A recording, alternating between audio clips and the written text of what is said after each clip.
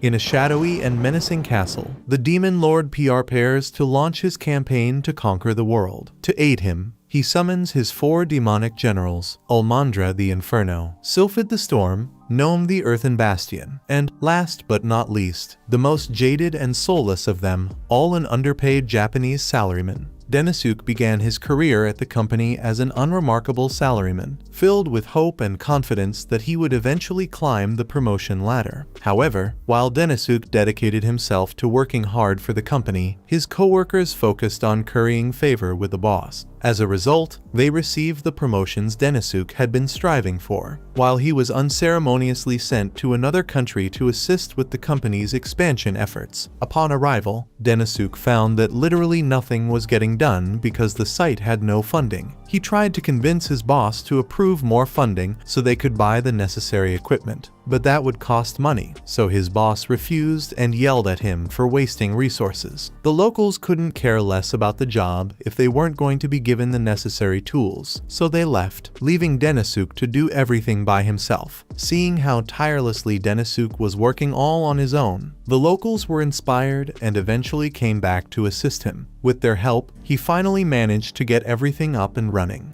Just as he thought things were settling down, he received a call from his boss. Denosuke initially believed his efforts had finally been acknowledged and hoped for a well-deserved bonus. However, he couldn't have been more wrong. There wasn't even a token pizza party in his honor. Instead, all he got for his relentless hard work was even more work. His company decided to transfer him to yet another country for a different expansion project. By this point, Denosuke had begun to question his life choices, realizing that he was wasting his life for a company that clearly didn't care about him. While distracted by his existential dread, he wasn't paying attention to his surroundings and ended up getting run over by Moped Kun. That kind of explains how he ended up here. But Denosuke thinks there must have been some kind of mistake because there's no way the Demon Lord meant to summon a guy like him. The Demon Lord addresses Denosuke by name and informs him that he has been summoned to serve as his new overseas manager. The Demon Lord explains that he has thoroughly reviewed reports detailing Denosuke's relentless efforts, being assigned to his company's overseas branch, mastering the local language, and earning the trust of the locals to successfully establish the business. Based on these accomplishments, the Demon Lord is convinced that Denosuke is the ideal candidate to become one of his 4 elite generals. Denosuke is kind of happy since this is the first time anyone has actually acknowledged all the hard work he's been putting in. However, he's hesitant to accept the position of Demon General because that would technically mean betraying humanity. The Demon Lord mentions that the position comes with full workers' benefits, and suddenly, Denosuke doesn't think joining the Demon Army is such a bad idea anymore. Moreover, the Demon Lord genuinely values workers' rights, so he makes it clear that Denosuke won't be forced to take the job if he's not interested. This approach makes Denosuke feel even more inclined to join. Reflecting on his past, he recalls how poorly he was treated at his previous company, making him doubt whether someone like him is worthy of such an important position. Just as he's about to turn down the Demon Lord's offer, the Demon Lord interrupts, declaring that Denosuke shouldn't let the mistreatment he faced at his old workplace determine his self-worth. The Demon Lord reminds Denosuke that his old company was run by obnoxious, selfish managers who only cared about themselves and would never pay attention to all the work he was putting in behind the scenes. The Demon Lord won't make that mistake because he knows how valuable Denosuke is as an employee. Now Denosuke has a choice: go back to his old company and be treated like trash once more, or stay here and help build the demon army. Denosuke remains reluctant to accept, but before he can respond, Ulmandra suddenly speaks up, voicing her objection to the idea of a weak human joining the demon army. Sylphid and Gnome quickly chime in as well, doubting how someone like Denosuke could possibly be of any use. Acknowledging their skepticism, the Demon Lord decides to put Denosuke through a test to prove to the others just how capable he truly is. Denosuke starts freaking out, trying to explain to the Demon Lord that he has no powers and can't fight. But it's already too late. Ulmandra decides to attack him at full force to see what he's made of. She's heard something about otherworldly humans possessing special powers and tells Denosuke to try and stop her deadly kick. Just as the kick is about to land, the demon lord steps in and intercepts it. Olmandra, confused, asks why he stopped her, but the demon lord calmly explains that she didn't let him finish speaking and completely misunderstood the situation. He gestures toward poor Denisuk, who had been so terrified by the ordeal that he fainted from the shock. The others are surprised because Olmandra wasn't even trying that hard. For Denisuk to pass out from an attack like that, it makes it seem like he's just a regular human.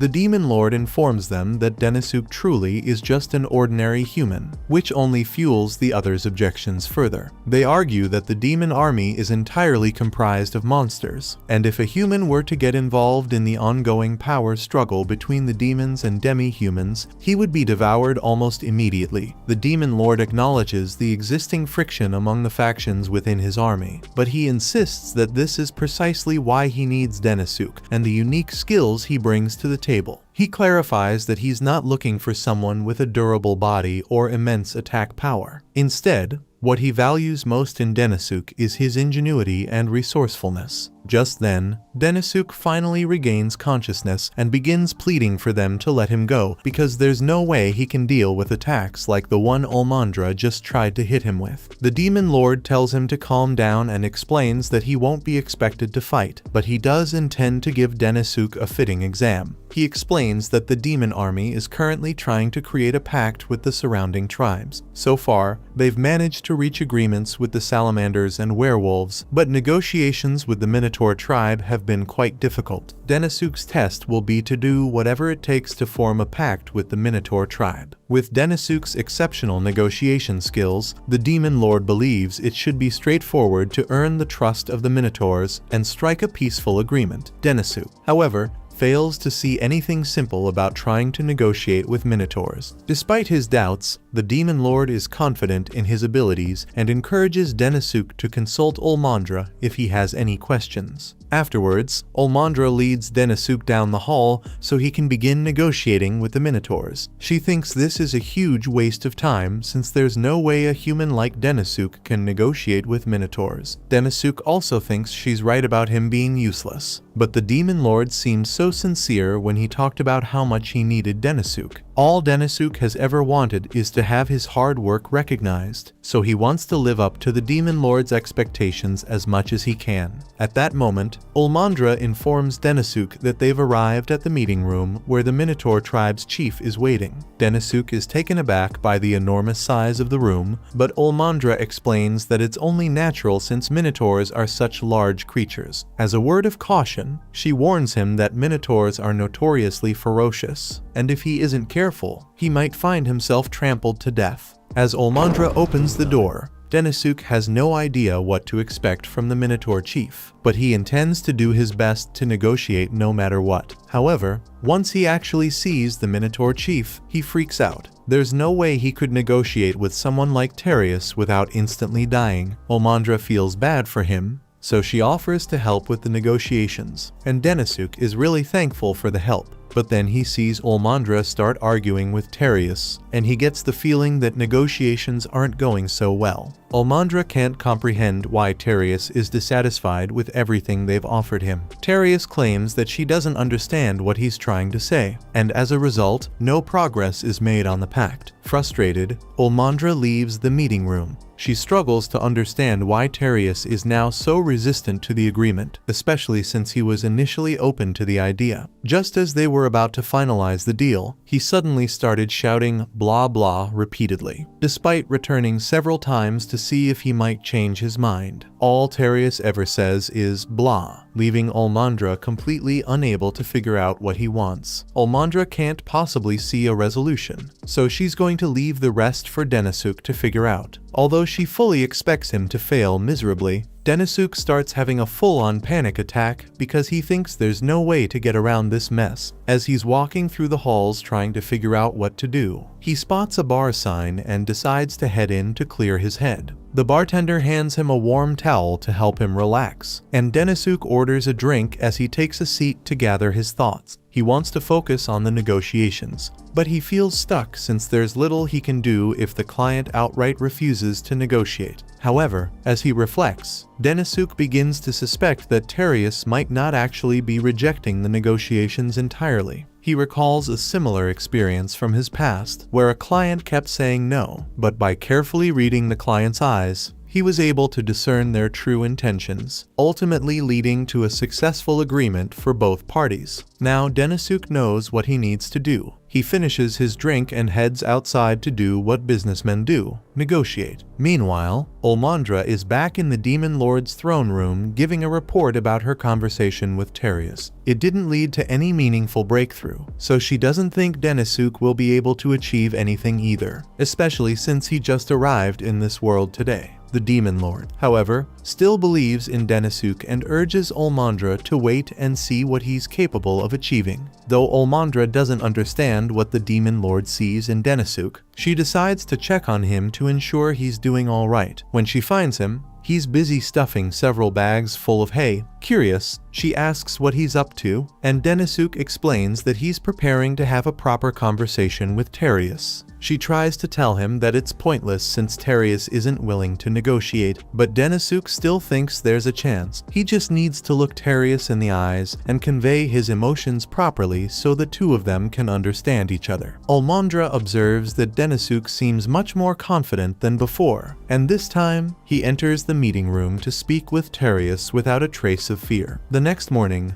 Olmandra goes to the meeting room to check if Denisuk has survived the night. However, when she peers inside, she's met with the sight of a room filled with hay, but neither Denisuk nor Terius is anywhere to be found. At first, she thinks the negotiations must have failed, leading to a massive fight, but just then, Denisuk comes in and tells her everything is fine. In that case, she wants to know why there's hay all over their sacred demon castle, and more importantly, she asks where Terius went. Denisuk tells her that Terius is currently finalizing the pact agreement with the Demon Lord. Olmandra is stunned that Denisuk managed to secure Terius's agreement in just one night. Denisuk explains that all he did was take the time to understand Terius better, which made the negotiation process surprisingly simple. Olmandra had assumed Terius was refusing to negotiate because he kept shouting blah repeatedly. However, as it turns out, Terius actually believed the negotiations were progressing smoothly all along. Denisuk had experienced something like this before with an international client. The client in question was really enthusiastic about saying no to him.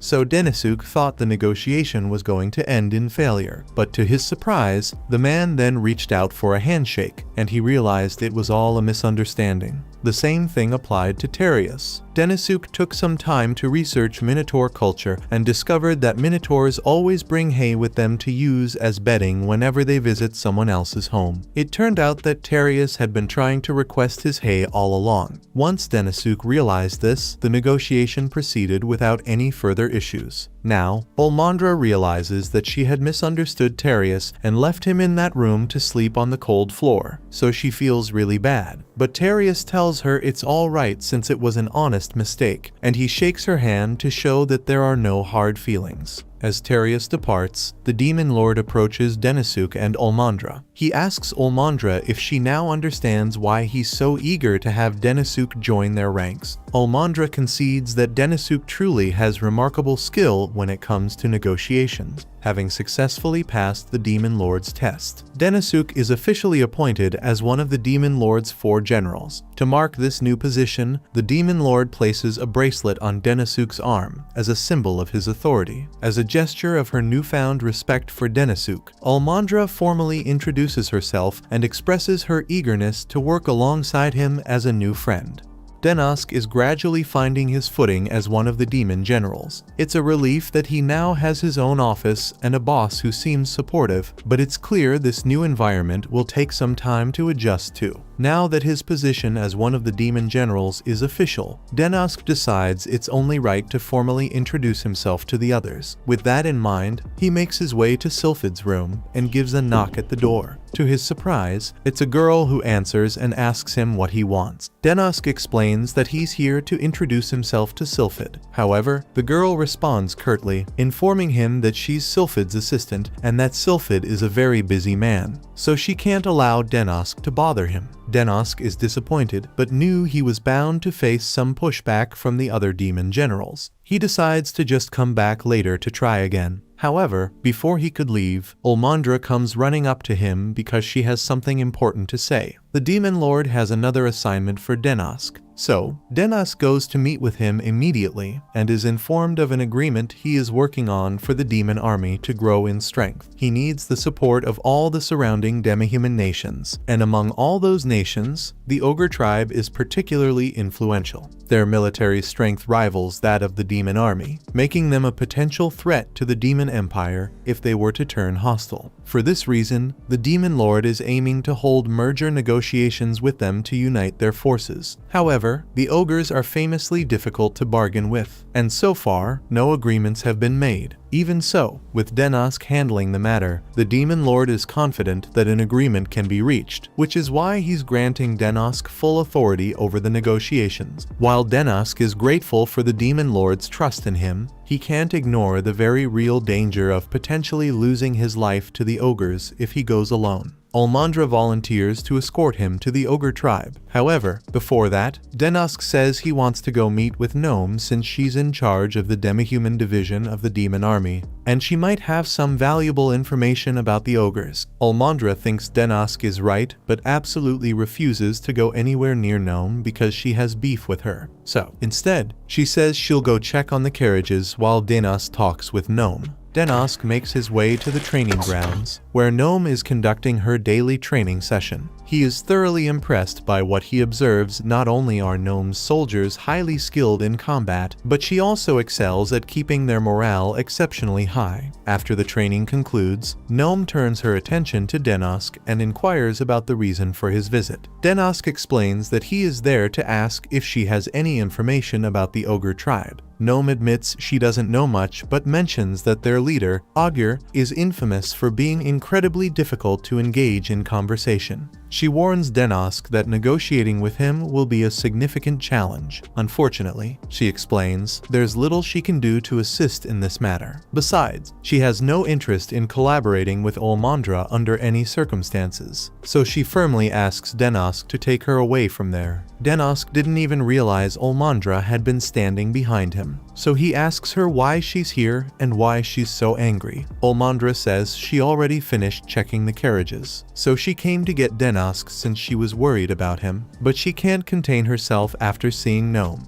The two start arguing, and Denosk is starting to get worried about how much Olmandra and Gnome hate each other. Denosk and Olmandra finally reach the Ogre castle, but before they can go inside, they are halted at the gate and informed that they must wait for Chief's permission to enter. Olmandra finds it absurd that they are being left outside for so long. But Denosk, having encountered this tactic before, realizes that Augur is deliberately using the delay to unsettle them and weaken their ability to negotiate effectively. He knows it's crucial for them to remain composed. However, Olmandra is barely managing to contain her growing fury and seems ready to lose her temper. Thankfully, before she can act out, Augur's assistant comes out and tells the two that they may now enter. As they walk in, Denosk notices how scruffy Ogur's armor looks. Eventually, they make it to Augur's throne room and come face to face with Augur himself. But when Olmandra tries to start the negotiations, he tells her to shut up. He doesn't care why they are here, because he's never going to listen to what they have to say unless, of course, they came to surrender to him, in which case he might hear them out, but only if they agree to kill their chief, the Demon Lord. Olmandra can hardly believe the sheer absurdity of what just came out of Augur's mouth, and she's seconds away from losing it completely. However, Denosk quickly grabs her hand, urging her to stay calm, reminding her that a violent reaction is precisely what Augur is trying to provoke. Turning to Augur, Denosk speaks in his most composed and professional tone, stating that he and Olmandra are stepping outside for a quick discussion. Once they're outside, Olmandra unleashes her fury, ranting about Augur's audacity and cursing his very existence for daring to say such a thing. She's absolutely ready to march back in and rip him apart, but Denosk manages to steady her, reiterating that reacting to Augur's provocation is playing right into his hands. He is intentionally saying things to get them angry in hopes that they cause a scene so negotiations break down. That way, he can avoid directly rejecting the negotiation and blame its failure on the two of them. Now that she knows what Augur was trying to do, Olmandra decides to calm herself down. But she's still really frustrated by the fact that Augur insulted the Demon Lord. To be honest, Denosk is just as angry, but acting on that anger would only hurt their chances of success here, so they have to be careful about how they respond. That said, Augur has no intention of negotiating, leaving them with few options at this stage. At that moment, the girl they encountered earlier appears and introduces herself as Alulu, Augur's daughter. Acknowledging that her timing might seem impolite, she hesitantly makes a request. She asks for Denosk and Olmandra's assistance in handling her father. Alulu then guides them to a vacant room, explaining that it serves as the food cellar, and as they can plainly see, it's completely empty. The ogres are known for their strength and influence among the demihumans, but recently they've run into financial trouble, and it has gotten so bad that a lot of their people are struggling to find food to eat. Denosk assumes something like this was going on because when they came in, he saw the terrible state of the ogre's equipment along with the cold and empty feeling he got from the castle itself. This kind of situation usually occurs when large companies begin to decline. They make it seem like everything's going well, but on the inside, they are constantly on the brink of bankruptcy. That's exactly what's going on with the ogre tribe, and Alulu believes that the only way to rebuild it is to rely on the demon army's help. Her father, however, refuses to listen to her, and to make matters worse, he's currently ill. They've been trying to keep his condition a secret, which is why they had Olmandra and Denosk wait outside earlier while they prepared him for the meeting. But his health is steadily deteriorating. Augur doesn't have much time left, and if he were to die under the current circumstances, it would spell disaster for their tribe. Desperate, she begs Denosk for his help. While Denosk acknowledges her concerns, he also reprimands her for divulging such critical information. As the chief's daughter, she needs to exercise greater caution when deciding who to trust. Alulu can tell that Denosk is a good person. She's pretty confident in her ability to discern the nature of people, which is why she told him about the situation. Now, she asks Denosk to help her save the ogre tribe by marrying her. After hearing this, Denosk freaks out,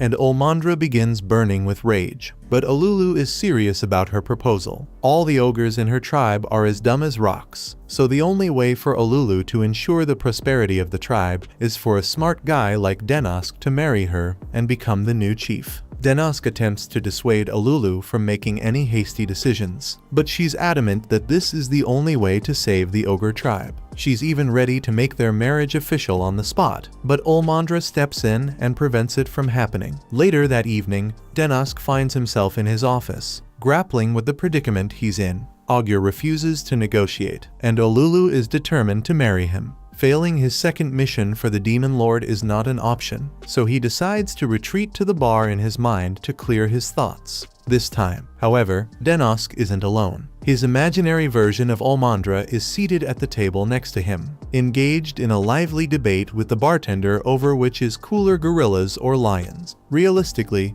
a gorilla could wipe the floor with a lion any day, but Olmandra argues that lions are cooler because a group of them is called a pride. The moment Denosk hears this, he snaps out of his trance, and suddenly, he has a brilliant and foolproof plan to tackle the situation. The first thing the next morning, Denosk calls Olmandra outside. He apologizes for waking her up so early, but explains that he needs her help for a new negotiation plan. For Denosk's plan to work, they need to go somewhere else first. If all goes well, Augur will be the one begging for a negotiation meeting. 1 week later, Denosk and Olmandra are called into the chief's throne room, just as Denosk had planned, and Augur looks pretty mad. Augur has just learned that all the neighboring tribes have allied with the demon army over the past week, and he demands an explanation. A week earlier, Denosk had shared his strategy with Olmandra. Rather than focusing on convincing Augur, they would first recruit the smaller tribes. It wouldn't be too difficult since, like Augur's tribe, the other tribes were also grappling with food shortages, making them susceptible to the promise of support. While Olmandra grasped the logic behind Denosk's plan, she hadn't anticipated it would succeed so effectively. By forcing Augur into negotiations, Denosk's strategy mirrored what he used to do when selling products back on Earth. If he tried to approach a big company directly, he would usually be rejected. Instead, he would market to smaller companies first, and eventually, the big company would be forced to contact him to avoid being left behind. Similarly, if all the surrounding demi-humans joined the demon army, the prideful chief wouldn't let that go unanswered. For the moment, Denosk feigns ignorance, claiming he merely proposed an alliance with the smaller groups to help them survive by gaining the demon army's support. This explanation only fuels Augur's anger further, as he never authorized any negotiations. Everything is unfolding perfectly, though, because with Augur now visibly agitated, he becomes far more vulnerable to Denosk's negotiation techniques. Denosk then calmly reveals that these alliances weren't orchestrated by him alone, he had Olulu's assistance. Augur can't believe that his own daughter would betray him like this, but she tells him it was necessary for the sake of their ogre tribe. The only way out of their current situation is to rely on the demon army's aid. As much as he may not want to admit it, times have changed. He's grown old and is currently sick, so they need to join the demon army to survive. Just then, Denosk chimes in and offers an alternative to Augur. Instead of joining the demon army, they could form an equal partnership. Truthfully, Denosk is making this up. He hasn't altered a single detail of the agreement. However, by presenting it as an equal partnership, it appeals to the pride of the ogre chief, making him far more likely to consider it. As anticipated, Augur doesn't appear entirely against the idea, but requests some time to mull it over. A couple of days later, Olmandra comes running into Denosk's office to share the good news. She tells Denosk that Augur has agreed to the alliance with the demon army. While this is great news, Denosk has more pressing matters to handle. The demon lord told him to pick out an assistant, so he has been reviewing applications. Honestly, he wishes he could just pick Olmandra since she's so reliable. Olmandra misunderstands this as a proposal and becomes a little embarrassed. At that moment, there's a knock at the door. Denosk opens it to find Olulu standing there. She announces that she's come to act as a representative of the ogre tribe in their alliance with the demon army. Expressing her deep gratitude, she explains that her father has become far more diplomatic since their encounter. To show her appreciation, she says she's willing to do anything to repay him. Taking her at her word, Denosk asks if she would like to become his personal assistant. Olulu eagerly agrees, but this makes Olmandra jealous, and she pointedly avoids making eye contact with Denosk. She reminds herself that they're supposed to be rivals, which means she can't allow herself to be friends with him. Denosk has no clue why Olmandra suddenly started behaving so oddly. That aside, it's been a successful month for him. The demon army has expanded significantly. However, with growth comes heightened risk, so it's essential for everyone to remain vigilant.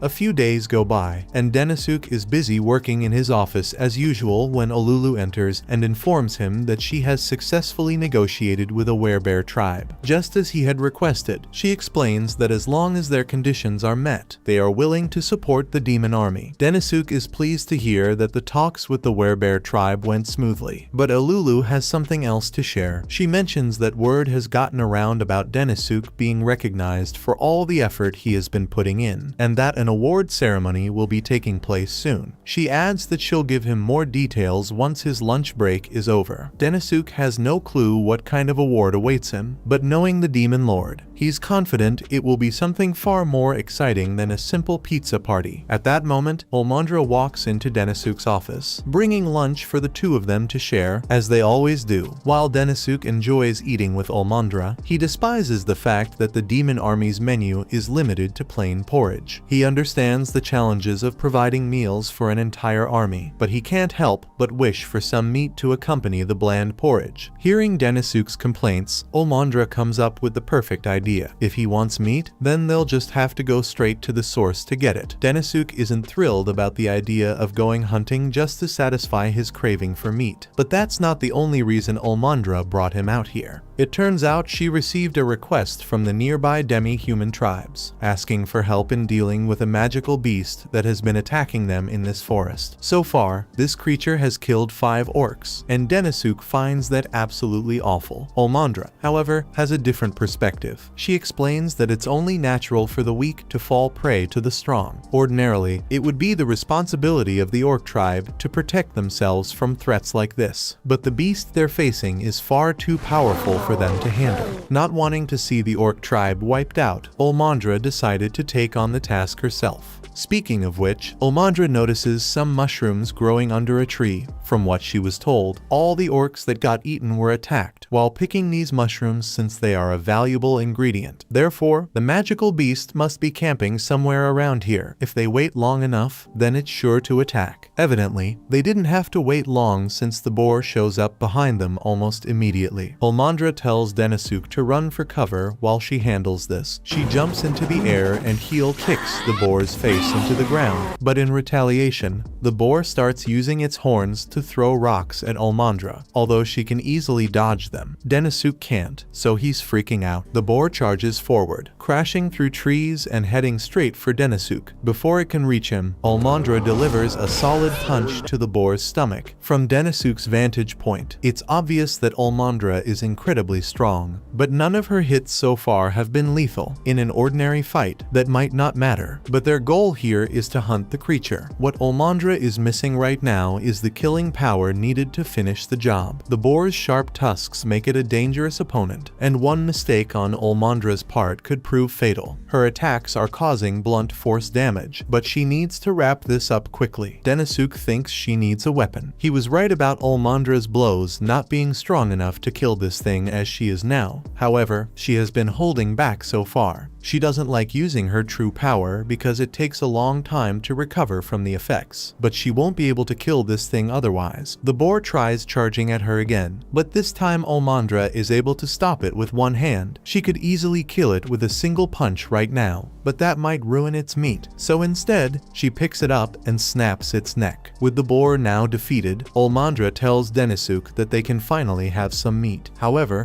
Denisuk has completely lost his appetite. Together, they haul the boar's body to the orc village to show the villagers that the threat has been taken care of. The villagers are incredibly thankful for Olmandra's help and amazed that she managed to take down the boar all by herself. While Olmandra is clearly enjoying all the admiration, she notes that it's not every day they come across so much meat. She decides to invite the entire village to share the boar with her. The villagers are all excited, but Denisuk can't believe they are actually okay with eating boar meat when that thing was one evolution cycle away from being their next door neighbor. However, he's even more surprised when he hears Olmandra say she's going to cook the meat. He asks her if she's really serious about cooking, so Olmandra offers to give him a taste of her homemade delicacy. Denisuk starts to feel genuinely excited as Olmandra hypes up the meal, making it sound amazing. However, when he asks how she plans to prepare it, she simply throws a fireball at the meat. The result is a blackened lump of burnt flesh, and the expression on Denisuk's face makes it clear this is absolute garbage. Olmandra insists he give it a try, claiming it's better than it looks. But when Denisuk takes a bite, it tastes just as awful as it appears. It's like someone dumped molten tar into his mouth, and he'd honestly prefer to starve than endure another bite of this disaster. Olmandra tells Denisuk it's rude to insult someone's cooking like that, but Denisuk retorts that it's rude to call what she just did cooking. He has been enduring the culture shock of living in a new world so far, but this is too much for him to handle. He asks if everyone can let him handle the cooking from now on. Once Denisuk is done preparing the meat. Almandra takes one bite and realizes it actually tastes amazing. She asks Denisuk what he did, and he explains that first, he soaked the pork in water to get all the blood out. Then, he slow roasted it over a fire to remove the excess fat, and finally added it to a soup to get rid of any bad smells. Denisuk suggests teaching the villagers if they're interested in learning,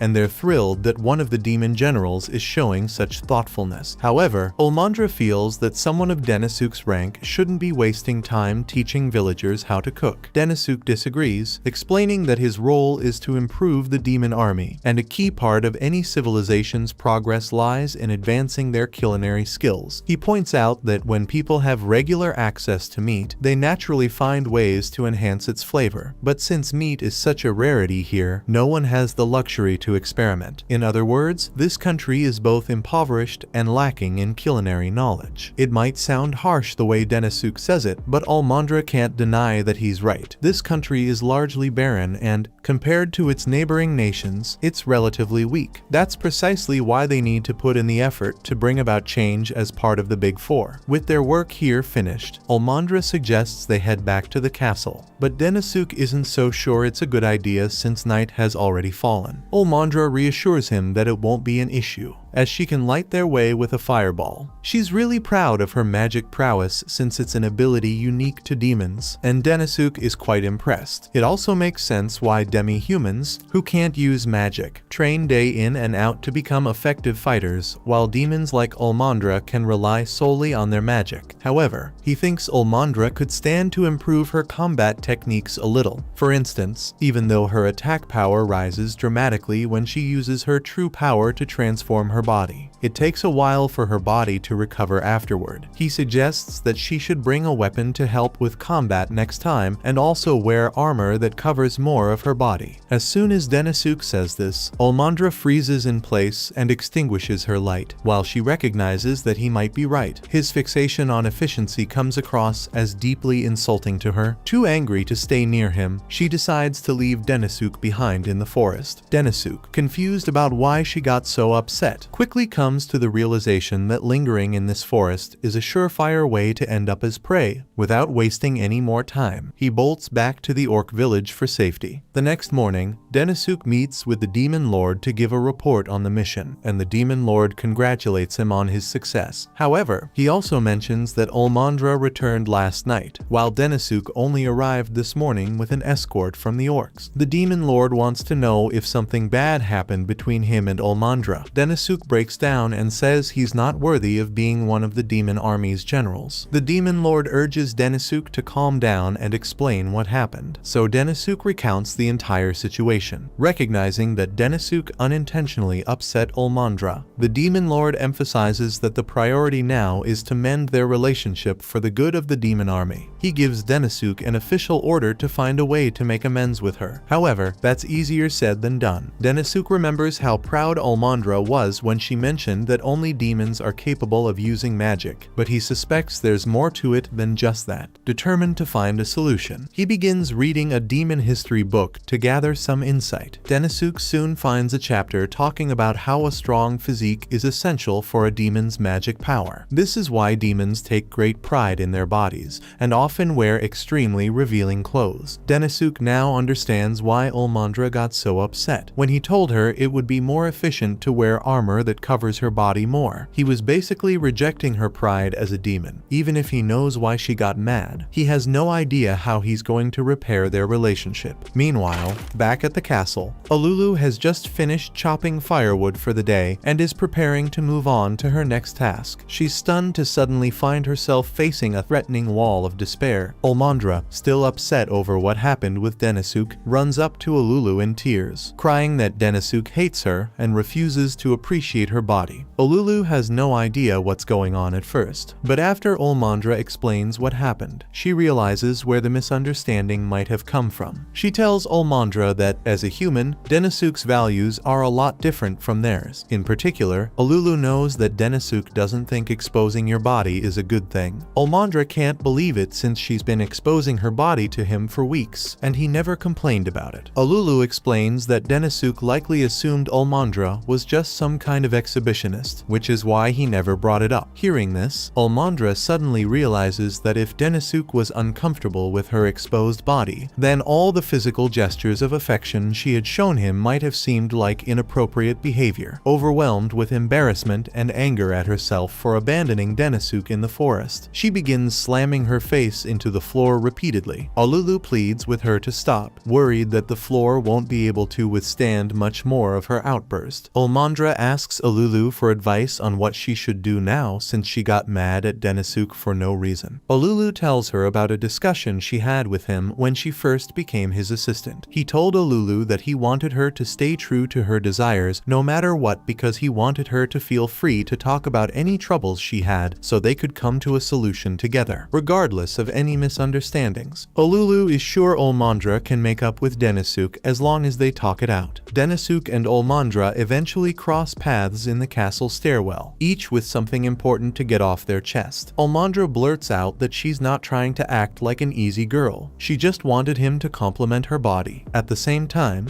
Denisuk admits that he thinks her body is attractive. They both pause for a moment to process each other's words, and realizing they're finally on the same page, Denisuk takes the opportunity to apologize. He confesses that he didn't know much about demons and hadn't understood that his words would come across as offensive to her. Almandra accepts his apology and also apologizes to Denisuk. She acknowledges that it wasn't his fault that he didn't know about demon culture, and even if she was mad, she shouldn't have left him alone in the middle of the forest. Denisuk did nearly die because of that, so Almandra feels really guilty, but since he ended up being okay, Denisuk says he forgives her. He's glad they were able to make up. And now that they've gotten the chance to learn a little about one another, Denisuk thinks they can become great partners, although he still doesn't realize that Almandra interprets the word partner as a marriage proposal. Later, the Demon Lord summons all his subordinates for an important announcement. With alliances now established among the various tribes, the demon army has become significantly stronger than it was before, and it's all thanks to the tireless efforts of his newest general, Denisuk. To honor his accomplishments, the Demon Lord presents him with a magic stone. Denisuk feels deeply honored to receive such a priceless gift, but he humbly declines, explaining that he didn't achieve this alone. None of it would have been possible without Almandra's unwavering support by his side. Denisuk steps up to Almandra, kneels before her, and asks her to accept the magic stone alongside him. While Almandra is thrilled, she also panics because Denisuk is doing this in front of a crowd with so many onlookers. What Denisuk doesn't realize is that presenting a magic stone to a woman is essentially a marriage proposal in this world. So, without even knowing it, he just proposed to her in front of all the leaders of the demon army. The only reason Almandra doesn't immediately say yes is that she's too embarrassed by all the eyes on her. A few days later, Denisuk is summoned to a meeting with the Demon Lord. He's absolutely terrified, assuming he must have done something wrong. To get ahead of the situation, he immediately starts apologizing and desperately pleads to keep his job. The Demon Lord, caught off guard by Denisuk's reaction, reassures him that he's not in trouble at all. In fact, they recently held an award ceremony to celebrate how exceptional he is at his work. With that out of the way, the Demon Lord mentions that there's something he wants to talk about. He then asks Denisuk for his opinion on the current relationship between the demi-humans and the demons serving in the demon army. Based on what Denisuk has observed firsthand, it seems that the demi-humans feel inferior to the demons, primarily because only demons possess the ability to use magic. This is precisely the issue the Demon Lord has been working to resolve. He tasks Denisuk with finding a way to make magic accessible to everyone so that the demi-humans can stand on equal footing with the demons. While Denisuk agrees that it's a solid plan, there's one significant issue: he himself is incapable of using magic. So how is he supposed to figure out a method to make it usable for everyone? The Demon Lord acknowledges that it's a challenging task, which is precisely why he has given Denisuk a magic stone. He grants Denisuk full authority to decide how to use it in order to accomplish his mission. Knowing Denisuk won't be able to handle this alone, the Demon Lord assigns a magic specialist to assist him. That specialist is Sylphid, and the Demon Lord assures Denisuk that Sylphid is highly skilled when it comes to magic. However, he warns urges Denisuk to stay cautious, as Sylphid is notoriously difficult to deal with. Denisuk nods in understanding and exits the Demon Lord's throne room to search for Sylphid. While this is happening, Ulmandra watches Denisuk from behind the railing. For the past few days, she's been spying on him whenever she gets the chance, not only because she's curious about how his work is progressing, but also because she's still bubbling with excitement from Denisuk's marriage proposal a few days earlier. Denisuk eventually makes it to Sylphid's room and knocks on the door. However, it's Belinda who answers. She informs him that Sylphid isn't there at the moment and tells him he'll need to come back later. As she attempts to shut the door, Denisuk quickly wedges his foot in the doorway, insisting on coming in regardless. Ulmandra witnesses all of this unfold and begins to feel upset, wondering why Denisuk would flirt with another woman after proposing to her. Meanwhile, inside Sylphid's room, Belinda keeps trying to persuade Denisuk to leave, insisting that Sylphid isn't there. However, Denisuk isn't falling for it because he knows the truth: Belinda is actually Sylphid. She tries to deny it, but Denisuk has 3 solid reasons to believe she's lying. First, he's memorized the roster of all Demon Army officials, and there's no one named Belinda on the list. Second, the Demon Lord already spilled the beans and told him that Sylphid likes to disguise herself to avoid work. Sylphid has clearly been caught, so she admits that Denisuk is right about her, but he still doesn't understand why she would pretend to be her own assistant. Sylphid simply explains that if everyone knew her real identity, then they'd start giving her tons of work to do, and she hates work. Be that as it may, Denisuk has some work he needs to discuss with her, so he asks Sylphid if she can spare some time to talk about magic tools with him. However, Sylphid refuses to do anything that requires effort, even if it's under direct orders from the Demon Lord. Besides, she already made something like that in the past, so she has no reason to recreate it now. Denisuk is completely unaware that Sylphid had experimented with creating magic tools in the past. Noticing his interest, she decides to show him one of her inventions. She pulls out an object and explains that it's constructed from a mineral base designed to easily conduct magic, with layers of magic stone integrated into it. This setup enables it to cast all kinds of magic, which sounds exactly like what Denisuk has been searching for. He immediately asks Sylphid if he can get permission to mass produce it. Sylphid responds that he's free to do whatever he wants, but there's one major issue: the prototype alone costs 10 million to make. To fund mass production, he's going to need an exceptionally good financial strategy. Since the device relies on high-level magic stones for its construction, it's no surprise that the cost is so high. Denisuk, however, is still stunned after hearing just how expensive these devices are, and he finally understands why Sylphid never moved forward with mass production, but he refuses to give up so easily. Determined to find a solution, he asks her if it might be possible to reduce the number of spells the device can cast. Based on what Sylphid explained, the device needs high-level magic stones to enable it to cast multiple types of magic, so he proposes simplifying it to focus on just a single spell. Sylphid is intrigued because she had never thought of it that way. After a little thinking, she confirms that limiting the device to one spell would significantly reduce the cost, since low-level magic stones could be used in production instead. She's really impressed that Denisuk was able to come up with that idea in such a short amount of time, and it just so happens that he has a magic stone on hand, so he asks Sylphid if this will work. Sylphid is starting to get invested in this idea, and since they already have all the necessary materials, she's ready to begin work right away, but she needs an assistant to help. So she drags Denisuk down into her basement, and she doesn't plan on letting him sleep tonight. Meanwhile, outside Sylphid's room, Ulmandra starts to grow suspicious, questioning what Denisuk could possibly be doing in Sylphid's office with a woman so late at night. By the next morning, Denisuk is shown slumped on the basement floor, barely conscious from a severe lack of sleep. Sylphid, though equally sleep-deprived, is bursting with excitement. She successfully redesigned her magic tool to cast just a single spell, which means it can now be mass-produced at a fraction of the cost compared to the original model, all thanks to her brilliance. However, before they can begin mass production, they still need to test it, so she tells Denisuk that he's going to be the test subject. Denisuk pleads with her to at least give him some time to rest since he's on the verge of collapse. Sylphid allows him to leave, but says she's only giving him a 1-hour break before he comes back so they can start testing this thing. As Denisuk heads back to the front door, he's about to open it, but before he can do anything, Almandra barges in and demands to know what Denisuk has been doing all night. Almandra's actions result in Denisuk getting knocked unconscious, so she quickly drops to her knees and starts shaking him in an attempt to wake him up. Unfortunately, all the shaking only makes him feel dizzy. At that moment, Sylphid emerges from the basement, now dressed in her usual outfit to ensure that Almandra doesn't recognize her as the woman from earlier. Almandra is starting to question if what she saw earlier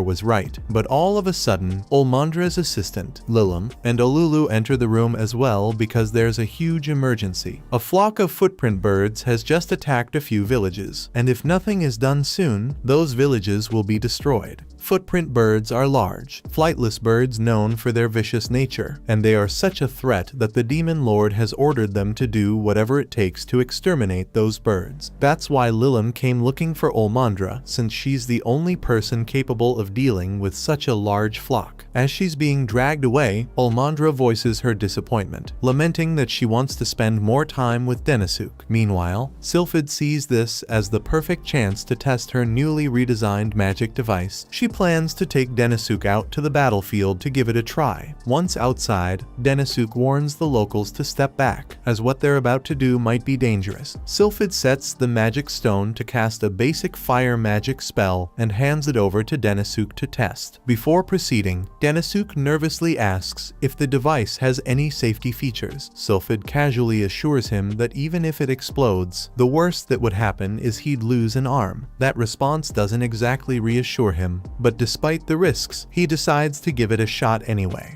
As the flock of footprint birds approaches, Sylphid instructs him to start channeling power from the device. It makes a strange sound when Denisuk powers it up, but Sylphid tells him that's just how it operates. Now, she wants Denisuk to imagine that the device is an extension of his own body and let the energy flow until it accumulates in his right hand. Denisuk follows her instructions, and before long, he has formed a fireball in his hand. Denisuk is amazed that he was actually able to use magic. Since the first phase was a success, Sylphid tells him to begin attacking the birds. Denisuk isn't entirely sure this will work, but he throws a fireball at one of the birds anyway, and it completely obliterates it. Encouraged by this success, Sylphid urges him to keep going until all the birds are taken care of. Denisuk then starts launching fireball after fireball, and for the first time since arriving in this world, he feels genuinely strong, as though he's capable of holding his own in a fight. However, that sense of power is short-lived. In the very next moment, the magic device burns out, leaving him unable to use magic anymore. As one of the birds swoops in, ready to finish him off, Sylphid quickly raises a barrier around him just in time. Denisuk tries using the device again, but this time, it just seems to be slowly attracting the birds instead of allowing Denisuk to use magic. Sylphid takes care of the birds that were coming after Denisuk, and then she asks him why he isn't using the device to cast magic anymore. He shows her the crystal, and it's clearly been overloaded. It looks like low-level magic crystals aren't enough to maintain the device after all. So, this experiment is a failure for now. They did manage to drive the birds away, so the villagers celebrate by making a pot of stew with the bird meat. While Denisuk is getting a bowl of stew, Sylphid is over by the tree, playing with one of the demi-human children. Denisuk comes over and expresses his surprise because he was under the impression that all demi-humans were strong, but he had no idea that some of them were this weak. Sylphid agrees with him, but even though they are weak, demi-humans like them are still very kind, and it reminds her a bit of her past. Sylphid was born into a merchant family of elves, but things went wrong, and she ended up getting kicked out. She then lived as a wanderer for a while, until she was welcomed into a village of demi-humans. The demi-humans treated Sylphid with incredible kindness, but since none of them could use magic, they were forced to live in poverty. Wanting to help, Sylphid dedicated herself to creating a device that would enable them to use magic. However, somewhere along the way, she became distracted and lost sight of her original purpose. Turning to Denisuk, she confesses that her ultimate goal as a researcher is to help people, which is why they must ensure the success of this project at all costs, especially since it's only a matter of time before more of those birds attack the village again. Denisuk thinks about it for a minute and comes up with a great idea. He asks Sylphid if she can make more of those magic devices by tomorrow morning. Since she already created the designs, it shouldn't take long to make more, but she won't be able to make any any improvements to the design without her tools. Denisuk tells her she doesn't need to make any improvements since what he's trying to do will work with the current design. The following morning, Denisuk and Sylphid set out to face the flock of birds heading toward the village. Before the birds can reach their destination, Denisuk activates the magic devices he had planted in the ground earlier. The noise generated by all the devices powering on at once is so unsettling to the birds that they immediately abandon their plans to attack the village and retreat. The best part is that, since no actual spells were cast, the magic stones within the devices remain largely intact, ensuring they'll last for a long time. This means the remote villages can stay protected, while significantly cutting costs. The Demon Lord is thoroughly impressed with the innovation Denisuk and Sylphid managed to achieve. He praises both of them and instructs Sylphid to begin mass producing the magic devices so they can be distributed to all the villages in need. Shortly afterward, Denisuk meets with Sylphid to express his gratitude, acknowledging that he never could have accomplished this on his own without her help. In turn, Sylphid thanks Denisuk for rekindling her excitement for her research and reminding her that her work is ultimately about helping others. Feeling genuinely appreciative, she tells him that if he ever needs assistance with anything in the future, he should feel free to come to her. Before leaving, Sylphid hands Denisuk a special magic device she crafted just for him. Unlike the standard models, which could only handle up to 10 spells, this one can manage at least 30, ensuring it will be a reliable tool if he ever finds himself in danger. Feeling encouraged, Denisuk returns to his office, more determined than ever to tackle his paperwork. However,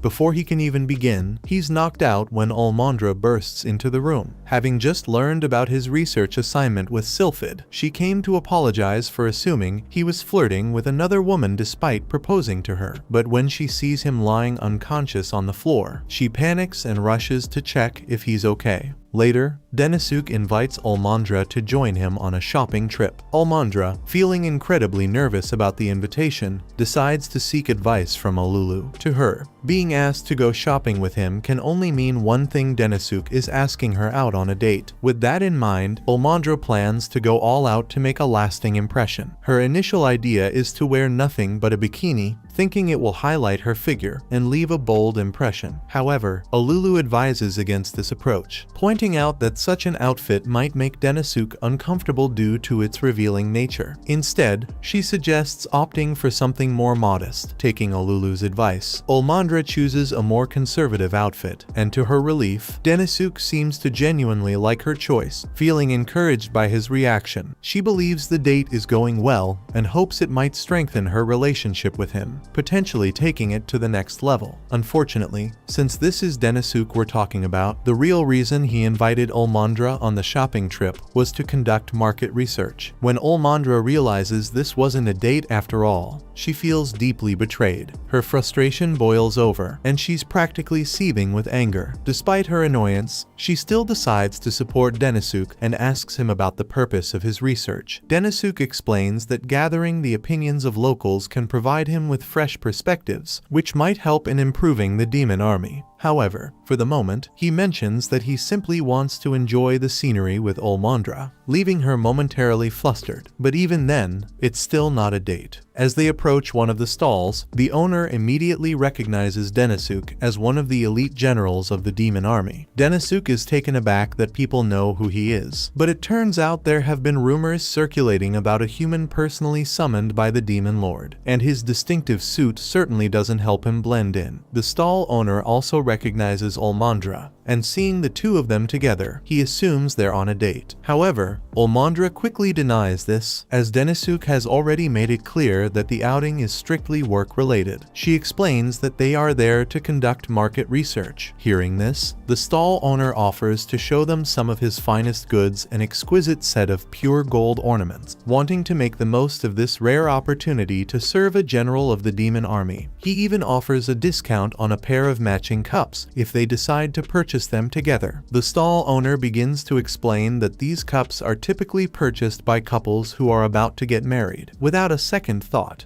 Denisuk casually states that he wants to buy the set for himself and Olmandra, which leaves her with mixed feelings. To Olmandra, it almost seems like Denisuk is flirting with her, but the truth is far less romantic. He only bought the cups to gather more information from the shopkeeper. Once again, Olmandra is left feeling disappointed. After wrapping up a bit more of their investigation, Denisuk sits down with her over some coffee to review the results of their research. According to his findings, the recent alliances formed with the other demi-human territories have been well received by the people, so the different cultures are integrating nicely. However, this has also led to some negative side effects. Specifically, the increase in population has caused an unprecedented food shortage, and the price of staple crops like gim is too high for people to afford. Olmandra noticed the rising prices too. She went to one of the food retailers and demanded to know why they were making gim so expensive. But even while being violently shaken, the retailer told her that he can't afford to lower his prices. Otherwise, he would go into debt. The price of gim is clearly being inflated. But if the retailers aren't the ones behind the price hikes, then the wholesalers must be responsible. Wholesalers are tasked with distributing goods after purchasing them in bulk from farmers. Normally, this system operates smoothly, but there's a possibility that the wholesalers are intentionally raising the price of gim to increase their profits. As a result, retailers, who are forced to buy at the inflated rates, have no choice but to raise their own prices to stay afloat. Believing that the wholesalers are likely the culprits, Olmandra suggests they storm into the wholesalers' building and demand that the prices be returned to normal. However, Denisuk doesn't think that's a good idea, since what he said about the wholesalers being responsible is still pure speculation right now. They can't risk making the wholesalers angry because it could cause a national disaster if they aren't careful. Wholesalers are managed by a large commercial guild, and they command a fair bit of power. So, before they act, they need to gather more information regarding the matter. With that said, Denisuk says they are done with their market research for the day, but there's still a lot of time before they have to return to the castle. So, Denisuk asks Olmandra if there's anything she wants to try in the meantime. Olmandra feels a surge of excitement, thinking this might finally be her chance to enjoy a proper date with Denisuk. However, her hopes for some alone time are quickly dashed when Gnome suddenly shows up. Denisuk, surprised by her appearance, asks if she's out shopping as well. Gnome explains that today is a significant day for her people, and she's here to buy gifts for those she cares about. In this instance, she's purchasing gifts for her comrades from the demon army. However, her lingering grudge against Olmandra ensures that Olmandra won't be receiving anything from her. Just then, Gnome is approached by two rat demi-humans, and they plead with her to help save their store from bankruptcy. These two seem pretty desperate, so Denisuk and the others decide to follow them back to their store and ask what the problem is. The rat couple explains that they have run the store for years and sold a food called chimazu, but year after year, their sales have been declining, so they have been struggling to stay in business for a while. Recently, however, they were approached by a prominent merchant named Butigalian, who placed a large order with them, claiming he could make a substantial profit by reselling the chimazu since gim has become so expensive these days. Overjoyed by the prospect of such a big sale, the couple worked tirelessly through the night, using up every last ingredient they had to complete Butigalian's order. But this morning, when he was supposed to pick it up, he abruptly backed out of the deal, stating he was no longer interested. Now the couple is stuck with an enormous amount of unsold product, and if they don't act quickly, they'll face bankruptcy from all the money they invested. The problem is definitely serious, but Gnome can't think of any way to solve it. So she turns to Denisuk because she had heard that he's a good problem solver. She asks him if he has any ideas on how they can help the couple save their store. And thankfully, with the information he gathered from the market today, Denisuk says he has the perfect solution. Gnome asks if he is really sure he can handle this. So Denisuk assures her that his plan will work, meaning she can leave the rest to him. The first step in Denisuk's plan is to have the couple clearly state their objective, so he asks them to specify exactly what they hope to achieve. Since chimazu has a shelf life of just 1 day, they need to sell all 300 servings that were prepared before the day ends. Denisuk had the chance to try some of the chimazu earlier, and it reminded him of matcha from Japan. However, it's missing one crucial element. Like matcha, chimazu doesn't have much flavor on its own, making it an excellent base to pair with various side dishes and spices spices to make it more appealing. Now, the only thing to do is decide what flavor they would like to add to the chamazu. Denisuk asks the couple about their usual customer base. They answer, saying that since chamazu is a traditional food, it isn't really popular among young people. But now, it is even losing popularity among older people as well. To be honest, the couple can understand why, since they too are getting sick of the bland flavor. Almondra can't believe the rats chose to continue selling chamazu when even they don't like it anymore. But that's beside the point. They don't have much time before the chamazu goes bad, so Denisuk suggests that they split up the workload. He and the couple will stay here and think of good flavors to pair with the chamazu, while Almondra will go to the stores he wrote down on a list and ask for their assistance with his plan. After gathering everything they need, Denisuk heads into the market with a drum set to capture the crowd's attention. He announces that today is Ruya Day and invites everyone to join in the festivities he has planned. The crowd seems intrigued by the lively atmosphere and curious about what Ruya Day is, as they've never heard of it before. Seeing their interest, Denisuk begins explaining the holiday. He recounts an old legend about a beautiful girl and a man who sold chamazu. The two met by chance in the market one day and fell in love at first sight. However, a powerful man desired the girl for himself and wanted to make her his bride. When she rejected the king's proposal, he became consumed with jealousy and forbade her from ever seeing the man she loved again. However, the two of them still snuck out to meet one another, and under the starry night sky, they both ate chamazu and wished that they could live together without sneaking around. That's when their prayers were answered by the heavens, and the two of them were pulled up into the night sky to live happily ever after. This legend is the basis of the Ruya festival, and it is said that if you exchange chamazu with a loved one and eat it together, your wish might come true. The crowd seems really intrigued by Denisuk's story, so they want to buy some chamazu and try out the tradition. It just so happens that Denisuk knows a couple who have a boatload of chamazu in stock. Most people think of chamazu as a bland and unexciting snack, but after some brainstorming with Denisuk, the couple managed to transform it by introducing new and innovative variations. The result is a hit. The crowd starts buying chamazu in large quantities. Even though Almondra had complete confidence in Denisuk's ability to find a solution, she's still amazed that he managed to convince so many young people to enjoy a snack traditionally associated with older generations. Denisuk explains that when a product's popularity is declining, the key to reviving it is to shift the target audience. During their earlier market research, Denisuk noticed that the market was bustling with young people and families, making them the perfect demographic to focus on. With the new marketing strategy and flavors, Denisuk wouldn't be surprised if chamazu became the best-selling item in the market overnight. In fact, he's already thinking of plans to open chain stores and expand overseas to increase profits, but Almondra snaps him out of his business dream. Later that night, as the crowd starts dying down, Denisuk and Almondra go to meet the couple. The couple can't thank them enough for their help because they managed to sell all their stock thanks to them. Denisuk tells them not to worry about it because their success wasn't because of him alone. It was also due to their own hard work, Almondra's help, and Gnome as well. Gnome may have left early on, but throughout the day, Denisuk heard from several demi-humans that Gnome had recommended the chamazu store to them. It's clear she spread the word to help out, even if she didn't stick around. To express their gratitude, the couple offers Denisuk and Almondra a plate of chamazu to share, which Denisuk happily accepts. Almondra starts blushing as she recalls the legend about sharing chamazu with someone you love, that doing so could make your wish come true. For Denisuk to so eagerly share the plate with her must mean something special. She tries to keep her excitement in check, but then Denisuk pulls out the wedding cups he bought earlier and announces that he wants to give one of them to her. The evidence that he wants to marry her is overwhelming at this point, so Almondra asks him what he plans to wish for while they share the chamazu. Without skipping a beat, Denisuk answers that he plans to wish for the success of his next project. Almondra is once again disappointed. Later that night, Denisuk goes to meet with the Demon Lord because he has something important to discuss with him. During his market research today, he managed to discover a lot of useful information, but most notably, he discovered these golden ornaments for sale. These ornaments originated from a nearby nation known as the Golden Country due to its abundant gold mines. If the Demon Lord intends to expand the demon army, Denisuk suggests establishing trade ties with the Golden Country. The Demon Lord agrees that this is an excellent idea and declares that trade negotiations will begin as soon as possible. He already has the perfect item in mind for trade, one of the magic devices. However, Denisuk immediately expresses his concerns, arguing that the magic devices are advanced technology unique to the demon army and shouldn't be sold so easily. Despite Denisuk's hesitation, the Demon Lord has a different perspective on the matter. No matter what precautions they take, the technology will inevitably be stolen by outsiders or replicated at some point. However, what cannot be replicated is talent. As long as the Demon Lord has skilled individuals like his 4 generals by his side, he is confident that they will continue to develop even more advanced magical devices in the future. He entrusts Denisuk with the responsibility of managing all the trade negotiations, but also cautions him to tread carefully, as the king of the Golden Country is known to be a formidable one.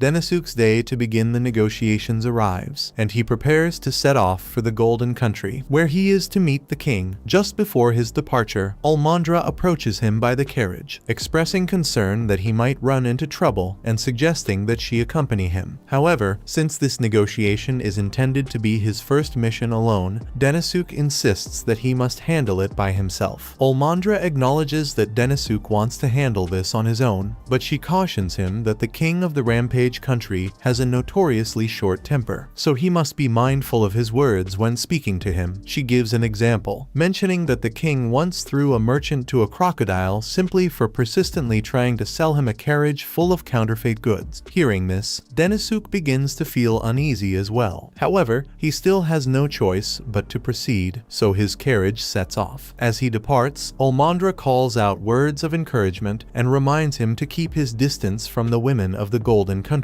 After a lengthy journey, Denisuk at last reaches the Golden Country, also called Rampage, and it proves to be just as vibrant as the rumors had described. He feels reassured about his decision to pursue negotiations with this nation, as up until now, the demon army has only been exporting crops like gim in exchange for foreign currency. However, with the recent surge in population, not only has the demon army completely depleted its own gim supply, but it has also been forced to depend on importing those crops as well. To fix this, Denisuk plans to trade for something valuable like gold, and what better place to acquire gold than from the Golden Country. Denisuk is easily able to secure an audience with the king thanks to his position as one of the demon army's elite generals, and after a few moments, the king of the kingdom enters his throne room. Denisuk bows his head in greeting and starts to introduce himself, but the king already knows everything about him. He is aware that Denisuk was summoned to this world a few months ago as one of the demon generals, and that, since then, he has expanded the demon army's influence while implementing several reforms. By all accounts, the king acknowledges Denisuk's talent, but there is still one thing he finds puzzling if Denisuk has been serving as a demon general for several months. Why is this the first time he has come to pay his respects to the king? The king visibly upset, and Denisuk doesn't know what to say, so he starts apologizing. But with the way things are going, it looks like negotiations might break down before they even begin. The king then asks Denisuk if there's a reason he called for this meeting. So, Denisuk points to the cart behind him and says he has brought an offering for the king. Denisuk presents a collection of the finest silverware the demon army has to offer, but this is the king of the Golden Country, after all, and he takes great offense at the idea of receiving silver as a gift. Now, in an even worse mood, the king grows furious, prompting Denisuk to quickly apologize. However, unbeknownst to the king, this was actually all part of Denisuk's plan. Denisuk then takes out the magic device, offering it to the king as an apology for displeasing him with the silver. Initially, the king isn't particularly impressed, as he can tell the device is made from a low-level magic stone. While that may be true, Denisuk explains that this magic device has the ability to repel magical beasts, an exclusive invention of the demon army that cannot be found anywhere else. Denisuk is well aware that the Golden Country struggles with a magical beast problem problem in its mines. The king doesn't refute this, so Denisuk continues, mentioning that he has heard about the rock golems that wreak havoc in the mines, disrupting the miners' work and forcing the king to maintain a dedicated mine defense force. However, with these magic devices, he could eliminate the need for a defense force entirely, while also guaranteeing the miners' safety and significantly boosting productivity. Denisuk then presents a small collection of rosmarins to the king, stating that these will serve as his offering for today. However, if the king finds them useful, he is welcome to purchase more from the demon army. Intrigued by the proposal, the king is certainly interested in acquiring more, but only if Denisuk can first prove that his claims about the magical devices are indeed true. With a snap of his fingers, the lights go out, and the king's pet crocodile is released right next to Denisuk. If Denisuk is telling the truth about the magic devices, then the king believes he should have no problem driving the crocodile away. This is an absolutely terrifying way to be tested, and internally, Denisuk is panicking. However, he firmly believes in the effectiveness of the magic devices, so he raises one and activates it in an attempt to drive the crocodile away. The device does its job, successfully repelling the beast, but as the crocodile retreats from Denisuk, it suddenly spots the king and decides to lunge at him instead. Denisuk sees this and tries to use one of the devices to shoot a fireball at the crocodile, but it turns out that Denisuk's help wasn't necessary because the king easily strikes the crocodile down and turns it into ash. He is impressed that the magic devices really do work, but he is also impressed with Denisuk as a person. Although Denisuk is a commoner, he possesses the confidence to stand before the king as an equal. His talent for negotiation is evident, and he didn't hesitate to take action the moment he believed the king's life was at risk. Impressed by his resolve, the king develops a liking for him and agrees to purchase the rosmarins from the demon army. As payment, he places 3 gold bars in front of Denisuk. With this amount, Denisuk says the demon army can prepare 200 units within the next month, but the king is an impatient man, so he says he is only giving them 1 week to prepare the units. As compensation for the shortened time frame, he brings out several tons of gold. The negotiations were a success, but producing 200 units within a week will be an incredibly difficult task. Denisuk turns to Sylphid, asking if there's any way to meet the deadline, but she immediately tells him that it's impossible. They've only just started mass producing the rosmarins, and expecting to manufacture that many in such a short time is simply unrealistic. Denisuk pleads with her to see if there's something she can do, but she can't just pull an extra 50 workers out of nowhere. Plus, local demand for the rosmarins has also been on the rise, so she says they are already overworked as it is now. She reprimands Denisuk for agreeing to such a large order without first considering the workload at the production site. Denisuk acknowledges that he may have made a mistake. However, as he reflects on the situation, he recalls reviewing the logistics report on rosmarin distribution just a few days ago. According to the report, priority had been given to the areas with magical beast issues, so overall, rosmarin demand should be pretty low right now, meaning Sylphid was lying to him about being understaffed so she could get out of doing more work. Sylphid realizes she's been caught, so she has no choice but to agree to fill the order, and she promises to make the 200 units by next week. Just then, a messenger from the Golden Country rushes in with an urgent update. The Golden King was so impressed by the rosmarin that he now wants even more. That initial order of 200 has just increased to 300. Regardless, through immense effort and countless hours of overtime, the production team somehow manages to manufacture all 300 units within the 2-week deadline. Now that the quota has been met, Denisuk can finally take a well-deserved break. Alulu congratulates him for managing to fulfill the order. But speaking of which, she's been wondering how much did Denisuk sell the rosmarin for. Denisuk tells her he got the Golden King to pay 50,000 for each rosmarin. So for the 300 units he ordered, it comes out to 150 million. Alulu is stunned that Denisuk actually managed to persuade the Golden King to pay such a high price. But it was all thanks to his well-planned psychological strategy. Since the devices are still unfamiliar to the market, they have the freedom to set the price as they see fit. To establish the rosmarin's value, Denisuk first presented the king with costly gifts, creating the perception of high worth from the start. He intentionally chose silverware so the Golden King would be angered. But even if he rejected the silverware, he would still acknowledge that they are objectively valuable goods. That way, when Denisuk brought out the rosmarin, it would automatically seem like it was incredibly valuable. Alulu never imagined that Denisuk was capable of something like this, but she is thoroughly impressed. She then asks if he had anticipated receiving such a large number of orders, but that part actually took him by surprise. He's simply relieved that they were able to complete the orders on time. However, just then, the Golden Country messenger returns with another update. The Golden King now wants to place an additional order for 100 more units. Denisuk immediately starts having visions of how angry Sylphid is going to be when they tell her about the extra order. So he heads downstairs and prepares to beg for her cooperation so they can get it done. Sylphid isn't happy about it, but she agrees to do what she can to fill the additional orders. She brings in additional workers and trains them in the process of making the rosmarin. With the new team in place, they continue making steady progress toward finishing the last 100 sets. Now, the only thing remaining is to complete the delivery. With continuous use, the rosmarin should last about a month, meaning the Golden King will have to keep buying from the demon army indefinitely. So this mission has been a resounding success for Denisuk. However, just as he was starting to relax, Alulu comes running into his office and tells him the Golden King just cancelled the entire order. Denisuk desperately asks Alulu to say she's joking, but unfortunately, it's the truth. The Golden King cancelled all the remaining orders after receiving the first 100. This puts them in a serious predicament since they have yet to receive their gold payment. On top of that, they've already spent a significant portion of the demon army's budget on raw materials for the rosmarins. Because of this, budget cuts had to be implemented. The demi-human forces didn't get a new weapon shipment, and the merchants are left wondering if they should do business in another country. Denisuk is left questioning where he might have gone wrong in this deal, fearing that he may have somehow offended the Golden King. But another thought troubles him. How is it possible that a rosmarin replica is already circulating in the market? However, regardless of the reason, the demon army's funds have been drained because of his actions, and morale is plummeting, so he feels like he needs to take responsibility. He goes to meet with the Demon King and tells him that this whole mess is his fault. The Demon King questions Denisuk, asking why he believes he is responsible for the current situation. In response, Denisuk explains that he already knew how self-centered and impatient the Golden King could be. However, he was so pleased with how well the negotiations went that he neglected to take the potential risks into account. He says he is willing to accept whatever punishment the Demon King has for him, but the Demon King has no intention of punishing him. No one can expect to succeed all the time, and no matter how carefully you plan, sometimes things just go wrong, so he doesn't hold Denisuk responsible for what happened. What truly matters is that Denisuk takes this as a learning experience and uses it to better himself moving forward. Denisuk takes the Demon King's encouragement to heart, so he leaves the throne room, and the first thing he wants to do is formally apologize to the people who were affected by this mishap. First on the list are the troops under Gnome, who got their budget cut, but as he runs into Gnome at the bottom of the staircase, she doesn't seem mad at him at all. Next, he heads to Sylphid's room to apologize to her as well, but before he can finish, she interrupts him, saying she's just relieved to finally get a break now that she no longer has to fulfill those orders. Seeing that she isn't upset with him, Denisuk feels relieved and leaves, turning his thoughts to anyone else he might still need to apologize to. However, all of a sudden, he gets stuffed in a sack and is dragged away. He thinks this must have been done by someone who wants revenge for all the trouble he caused, so as soon as he manages to free himself from the sack, he begins apologizing again. However, the one who kidnapped him turns out to be Olmandra, and she's not trying to get revenge, she just wanted to enjoy some meat with him. The two sit down together, and Denisuk turns to her, asking if she's trying to cheer him up. Flustered, Olmandra hesitates for a moment before admitting that's exactly what she's doing. Denisuk appreciates her thoughtfulness and thanks her, which makes Olmandra realize this might be the perfect chance to get a little closer to him. She slowly inches toward him, but just then, Alulu suddenly appears behind them, causing Olmandra to quickly pull away. Olulu had only intended to bring them some fruit, but as she gets closer, she realizes she may have walked in on a moment between the two. Later that night, both Olulu and Olmandra eventually drift off to sleep. Denisuke gently covers them to keep them from catching a cold, feeling grateful to have colleagues like them. Rather than condemning him for his failure, they chose to support and cheer him up. Because of that, Denisuke is more determined than ever to help the demon army recover, no matter what it takes. Meanwhile, the Golden King is seen striking a deal for the cheaper rosmarins. Since these are just as effective while costing only half the price, he didn't think twice about switching suppliers. However, he can't help but wonder how Butigalian managed to get his hands on the rosmarins. Butigalian, with a smug smile, simply responds that it's top secret, making it all too clear that he must have done something illegal. Now that Denisuke has accepted the reality of the situation, he begins working on countermeasures, with the first step being to determine how counterfeit rosmarins ended up flooding the market. These counterfeits were likely produced in under a month. Yet none of it adds up for Denisuke, as reverse engineering the rosmarins and figuring out how to replicate them should have taken an extensive amount of time. The only logical conclusion is that someone unlawfully sold rosmarins obtained from the demon army. While the demon army distributed rosmarins throughout the nation, they were only sent to regions that had suffered devastating monster attacks, and the people in those areas wouldn't jeopardize their safety just for quick financial gain. Suddenly, Olmandra storms into Denisuke's office, informing him that the rosmarins distributed across the kingdom are reportedly not working. Now, he has more than just one issue on his hands. Together, he and Olmandra travel to one of the villages that reported the malfunctioning rosmarins, only to find the entire place ravaged by magical beasts. Neither the village chief nor Denisuke can comprehend how this could have happened, as the rosmarins are specifically designed to repel all magical creatures. However, when Denisuke starts digging into the ground to check if something is wrong with the rosmarins that were buried there, he uncovers a serious issue they're missing. He and the others inspect all the remaining locations where the rosmarins had been concealed, and, just as expected, every last one of them is gone. This discovery convinces Denisuke that someone has been stealing the rosmarins, but he needs to verify this suspicion before making a move. To that end, he asks Olmandra to assist him in mapping out all the villages that have reported missing rosmarins. After some careful planning, Denisuke takes Olmandra out late at night to conduct an investigation, though she doesn't understand why they've come to this specific village, as no complaints have been reported here. Just then,